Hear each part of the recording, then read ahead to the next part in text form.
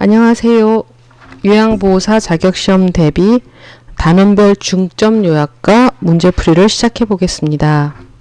이번 시간은 가사 및 일상생활 지원, 그 중에서 첫 번째 파트로 일상생활 지원, 식사 준비와 영양관리에 대하여 공부해 보도록 하겠습니다.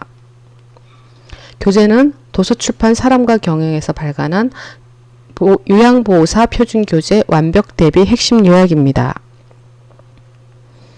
첫 번째 문제입니다. 일상생활 지원의 기본 원칙으로 옳은 것은 교재 339쪽을 참조하시기 바라겠습니다. 위생과 감염 예방을 위하여 일회용품을 시킨다. 위생과 감염 예방을 위하여 일회용품을 시키면 참 좋겠지만 우리가 경제적, 환경적 측면도 늘 고려해야 했죠. 그래서 일회용품을 삼가하는 것이 옳습니다. 2. 대상자의 물품은 요양보호사가 일하기 쉽도록 재배치한다. 대상자의 물품은 언제나 대상자에게 동의를 구한 후에 물품 이동을 시행하는 것이 옳습니다. 3. 대상자의 마음이 편하도록 가족 지원도 포함한다. 대상자의 마음이 편하도록 가족 지원까지 다 해주면 얼마나 좋겠습니까만 우리는 대상자를 돌보기 위한 것이므로 가족까지 지원하는 것은 옳지 않습니다. 4. 대상자의 요구와 특성을 파악하여 서비스 제공을 한다. 네, 정답이죠. 대상자가 무엇을 요구하는지, 각각 대상자의 특성이 무엇인지를 파악하여 거기에 맞는 서비스 제공하는 것이 맞습니다. 5. 인지기능이 저하된 대상자는 보호자와 상의하여 결정한다. 인지기능이 저하된 대상자라도 먼저 대상자에게 의견을 물어본 후에 동의를 구하고 결정이 어렵거나 정말 여의치 않은 경우에 그 다음으로 보호자와 상의하는 것이 옳습니다. 그래서 정답은 4번이 정답이 되겠습니다. 두 번째 문제입니다. 대상자에게 일상생활 지원을 할 때 지켜야 할 기본 원칙은 교재 339쪽을 참조하시기 바라겠습니다. 1. 먼저 주변 정리를 한 후 대상자의 욕구를 파악한다. 대상자의 욕구 파악이 우선적이죠. 사실 우리가 방문 요양을 했을 때 주변이 막 어지러져 있으면 정리부터 하고 싶은 마음이 들지만 이미 이 대상자는 소변 욕구도 있을 수 있고 대변 욕구도 있을 수 있어요. 그런데 우리가 주변 정리를 하다 보면 본인도 모르게 소변 실수를 할 수도 있고 또 대변 실수를 할 수도 있죠. 그러면 이미 그 실수를 하고 나면 대상자는 자존감도 떨어지시고 또 선생님들은 또 그 뒤처리까지 해야 되니까 일이 더 늘어날 수도 있어요. 그러니까 항상 대상자 욕구 파악을 한 다음에 주변 정리를 하는 것이 옳습니다. 2. 제공되는 서비스에 대해 상세하게 기록한다. 네, 정답이죠. 가능하면 제공되는 서비스에 대해서 시간별로 더 상세하게 해놓으시면 더 정확한 기록이 되겠습니다. 3. 대상자의 마음의 안정을 위하여 요구가 있을 경우 가족에게도 서비스를 지원할 수 있다. 앞에서 나왔던 문제랑 똑같습니다. 우리는 대상자에 한해서 서비스를 지원합니다. 4. 인지 능력이 없는 경우의 대상자에게는 굳이 설명하지 않아도 된다. 인지 능력이 없더라도, 인지 능력이 저하되어 있더라도 서비스 제공의 시작과 중간, 마무리 단계에도 설명을 하는 것이 옳습니다. 5. 물품 사용은 요양보호사가 결정하여 적당히 쓴다. 어르신의 물품, 어르신의 있는 것은, 가지고 있는 모든 것은 언제나 대상자에게 동의를 구한 후에 사용하는 것이 옳습니다. 정답은 2번이 되겠습니다. 세 번째 문제입니다. 일상생활 지원의 중요성으로 옳지 않은 것은 교재 340쪽을 참조하시기 바라겠습니다. 이 문제는 제가 전체적으로 문제를 읽어보고 저희가 다시 답을 찾아보는 걸로 해보겠습니다. 1번 신체활동 지원은 대상자의 신체에 관한 직접적인 도움을 의미한다. 2번 일상생활 지원이 적절하게 이루어져야만 신체활동 지원이 안정적으로 유지될 수 있다. 3번 일상생활 지원은 대상자가 자립적으로 생활하는 데 중요한 역할을 한다. 4번 신체활동 지원의 종류에는 세면도움, 식사도움, 장보기 등이 포함된다. 5번 신체활동 지원이 필요치 않은 대상자에게는 일상생활 지원만 제공할 수 있다. 여기서 문제는 중요성으로 옳지 않은 것은 이에요.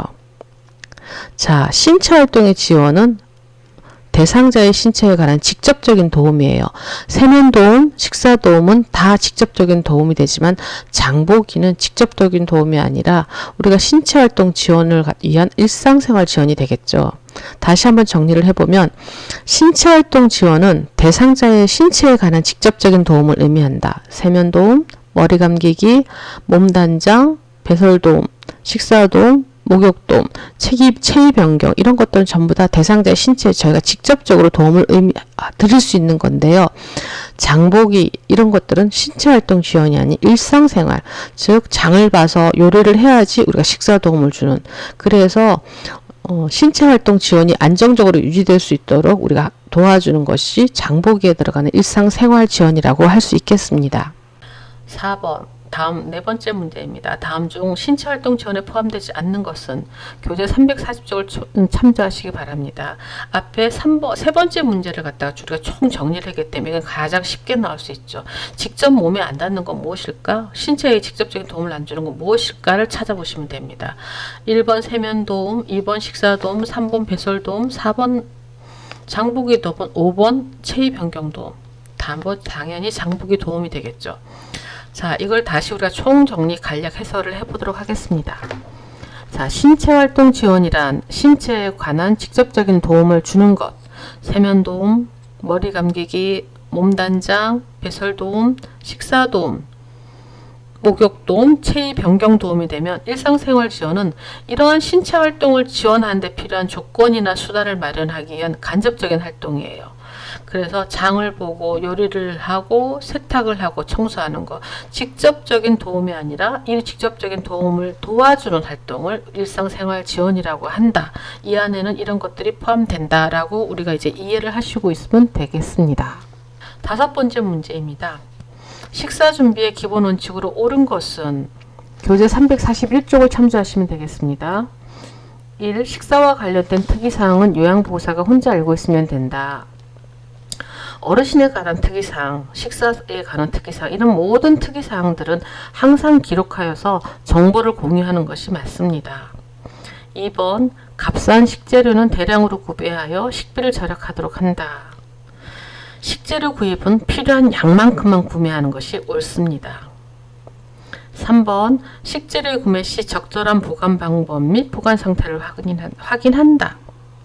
정답이죠. 식재료를 구매할 때 냉장 상태인지 냉동 상태인지 실온 상태인지 그리고 그걸 어떻게 보관해야 되는지를 확인하면서 우리가 식재료를 구매해야겠죠. 4번 식단은 식재료를 구입 후 작성한다. 식재료를 구매하기 전에 식단을 먼저 작성한 후 구매 목록을 파악하는 것이 맞습니다. 우리가 예를 들어서 오늘 점심은 부추전을 해 먹을까요? 말씀을 하시고 어르신이 네 좋아요 라고 하셨어요. 그러면 부추전을 하려면 부추도 있어야 되고 어떤 데 송송송 청양고추도 넣을 수도 있고 그 다음에 또 양파도 넣을 수도 있고 식용유도 있어야 되는데, 자, 우리가 이걸 다 직접 사러 가서 우리가 미리 사가지고 가서 식단을 정하는 게 아니라 그럼 집에 뭐가 있는지 한번 찾아볼까요? 그래서 부추가 있는지 양파가 있는지 청양고추가 있는지 그리고 식용유가 있는지 본 다음에 없어요, 뭐 청양고추가 없는데 청양고추 넣지 말까요? 이렇게 하면서 서로 식단을 작성한 후에 구매 목록을 파악하는 것이, 구입한 다음에 우리가 식단을 작성하지 않는다는 얘기죠. 5번, 보호자와 구매 목록을 상의한다. 구매 목록은 항상 대상자와 먼저 상의하고 여의치 않을 경우 보호자와 상의하는 것이 정답입니다. 그래서 5번째 문제의 정답은 3번이 정답이 되겠습니다.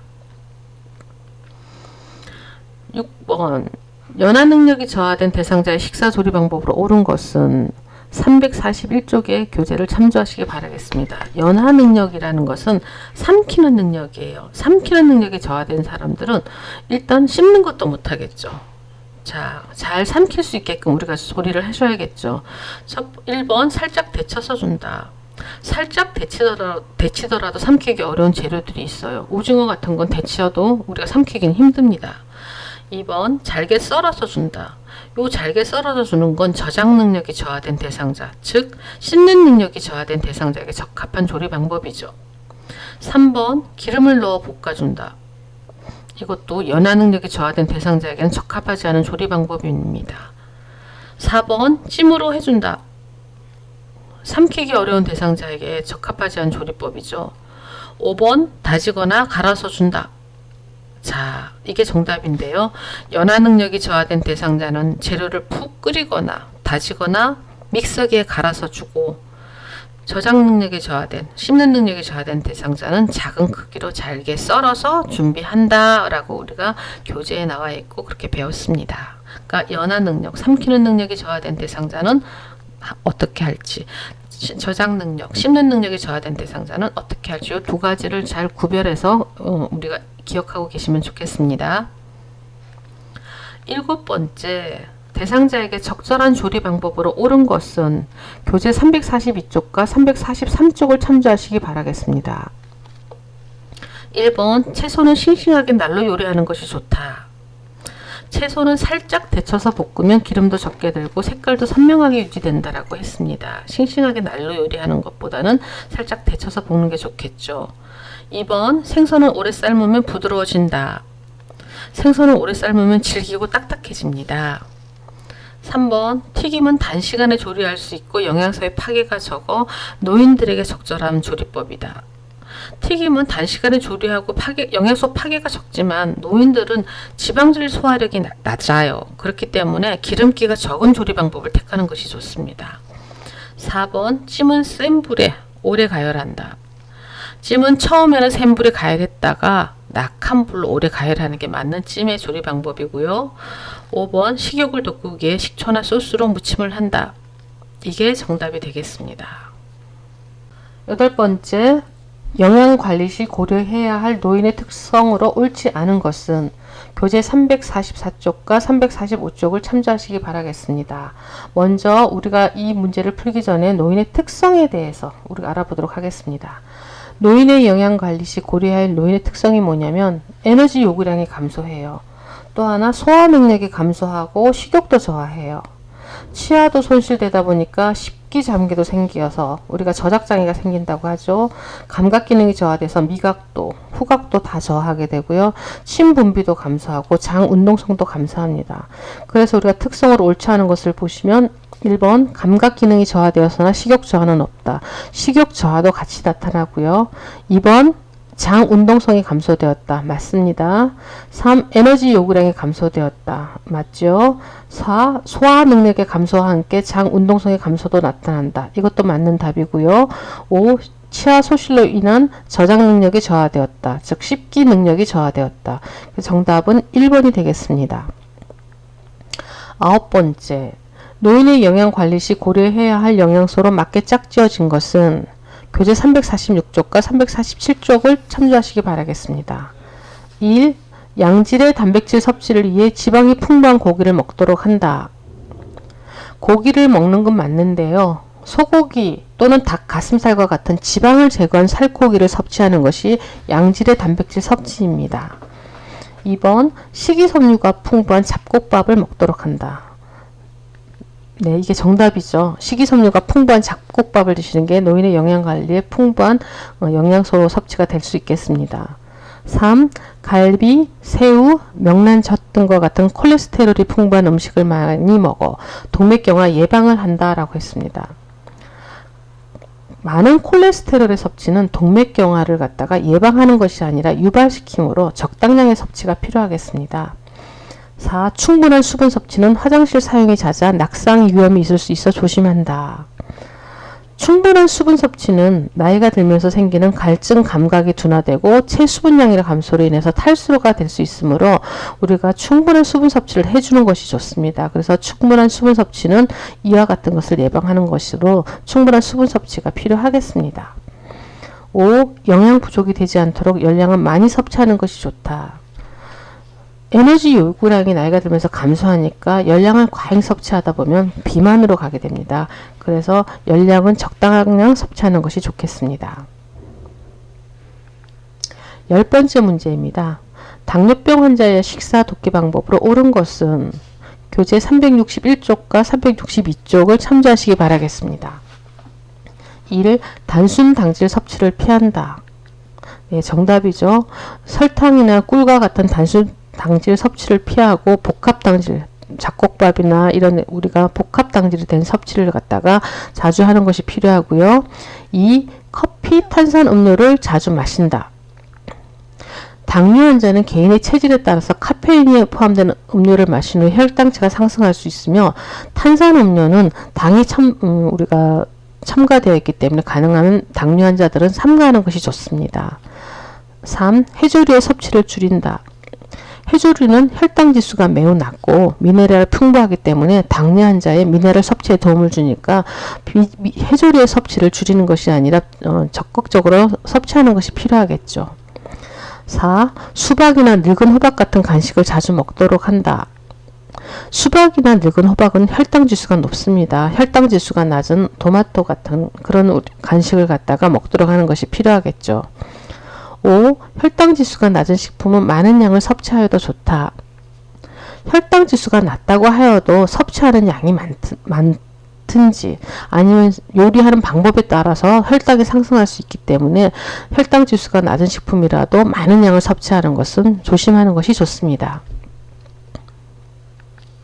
11번째, 힘이 빠지고 혈당이 급격히 낮아지며 어지럽고 식은땀이 나는 증상이 나타나면 취해야 할 행동은 교재 362쪽을 참조하시기 바라겠습니다.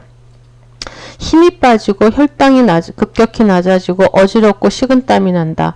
여기 이렇게 증상을 다 보면 뭐지? 라고 할 수 있는데, 여기서 우리가 중요시 볼 것은 혈당이 급격히 낮아졌다.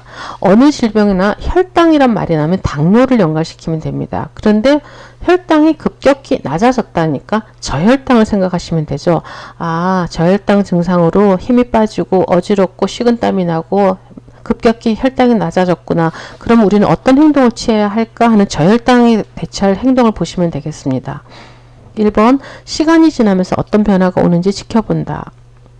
시간이 지나면 저혈당 증세가 더 심해질 수 있으면서 저혈당 쇼크에 빠질 수 있습니다. 2번, 주스나 과일, 우유 한 컵 또는 설탕이나 꿀 한두 수저를 섭취하게 한다.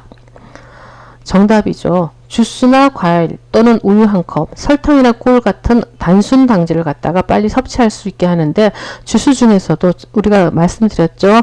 과일 주스 중에서도 오렌지 주스가 훨씬 빨리 혈당 지수를 갖다 올리는 하나의 적절한 음료라고 말씀을 드렸습니다. 3. 체한 증상일 수 있으므로 한 끼 거르게 한다. 끼니를 거르면 저혈당 증상이 더 심해질 수 있습니다. 4. 고열량 식품을 급히 섭취하게 한다. 혈당 지수가 높은 식품을 섭취하게 해야겠죠. 5. 고단백 식품을 응급으로 섭취하게 한다. 이 또한 혈당 지수가 높은 식품을 섭취하게 하여야 합니다.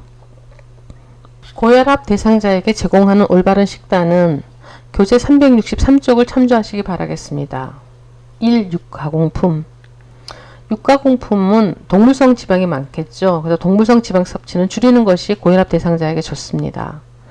2. 새우튀김과 김치찌개. 기름 사용량은 가급적 적게, 소금 섭취를 줄이기 위해서 짠 음식은 가급적 피하는 것이 좋습니다. 3. 보리밥, 시래기나물. 네, 보리밥과 시래기나물은 식이섬유도 많고 우리가 혈당 지수도 낮기 때문에 고혈압 대상자에게 적절한 식단이라고 할 수 있겠습니다. 4. 젓갈류, 장아찌. 혈압 조절을 위해서는 소금 섭취를 제한하는 것이 좋습니다. 5. 버터나 마요네즈. 버터와 마요네즈에는 포화지방산이 많으므로 섭취를 적게 하는 것이 좋다. 정답은 3번이 되겠습니다. 13번째 문제입니다. 다음 중 고혈압 대상자가 충분히 섭취해야 할 음식은? 교재 363쪽을 참조하시기 바라겠습니다. 1번 콜라와 녹차. 콜라의 당 성분이나 녹차의 카페인 성분은 일시적으로 혈압을 상승시킬 수 있기 때문에 가능한 자제하시는 게 좋고요. 2. 고추장아찌, 된장찌개. 짠 음식은 피하고 싱겁게 먹는 것이 고혈압 대상자의 필요한 식습관이라고 할 수 있겠습니다. 3. 햄과 소시지. 가공식품에는 나트륨이 많이 포함되어 있기 때문에 이것 또한 제한하는 것이 좋겠습니다. 4. 통밀, 고구마, 돼지고기. 이게 정답이에요. 통밀이나 고구마와 돼지고기에는 칼륨이 많은 식품으로 나트륨을 체외로 배설하게 하여서 혈압을 낮추는 효과가 있습니다. 그렇지만 돼지고기를 드실 때 비계 종류는 좀 빼시고 드시는 게 훨씬 낫겠죠. 5. 닭껍질, 계란 노른자. 콜레스테롤이 많이 함유되어 있는 음식으로서 섭취를 제한하는 것이 좋습니다. 정답은 4번이 정답이 되겠습니다. 14번째, 변비 대상자가 섭취를 제한해야 하는 식품은 교재 366쪽을 참조하시기 바라겠습니다. 1번 땅콩과 호두. 견과류의 섭취는 변비에 도움이 됩니다. 2번 커피와 탄산음료. 자, 이게 정답인데요. 커피에 들어있는 카페인 성분이나 탄산에 있는 그 성분들은 이뇨작용을 하므로 변비 예방에 좋지가 않습니다. 우리가 변비가 되는 이유 중에 하나가 수분 부족도 있을 수 있죠. 우리가 영양 찌꺼기가 수분과 모아져서 대변이 되는데 이 카페인 성분이나 탄산에 들어있는 성분들이 이뇨작용을 하면서 이미 수분이 모자라니까 당연히 변비가 더 생길 수밖에 없어요. 그래서 변비 대상자는 커피나 탄산음료를 섭취에 제한을 하는 것이 필요합니다. 3. 무화과, 참외. 무화과와 참외는 변비에 도움이 되는 식품이고요. 4. 미역과 김. 해조류도 변비에 도움이 됩니다. 5. 무청, 양배추. 식이섬유는 대변 용적을 크게 하고 장의 연동 운동을 촉진하여 배변을 돕죠. 특히 무청이나 양배추에는 식이섬유가 많이 들어있어서 변비 대상자가 충분히 섭취하는 것이 좋은 식품이 되겠습니다. 정답은 2번이 됩니다. 15번째, 변비를 일으키기 쉬운 식품 보충제는 교재 366쪽에 있는 우리가 설명을 보고 참조하도록 하겠습니다.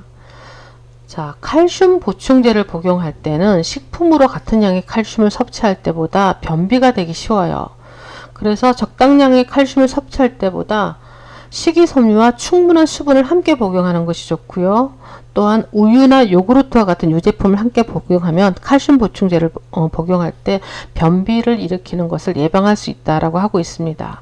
정답은 비타민도 아니고 오메가3도 아니고 철분도 아니고 단백질도 아닌 칼슘이 정답이 되겠습니다.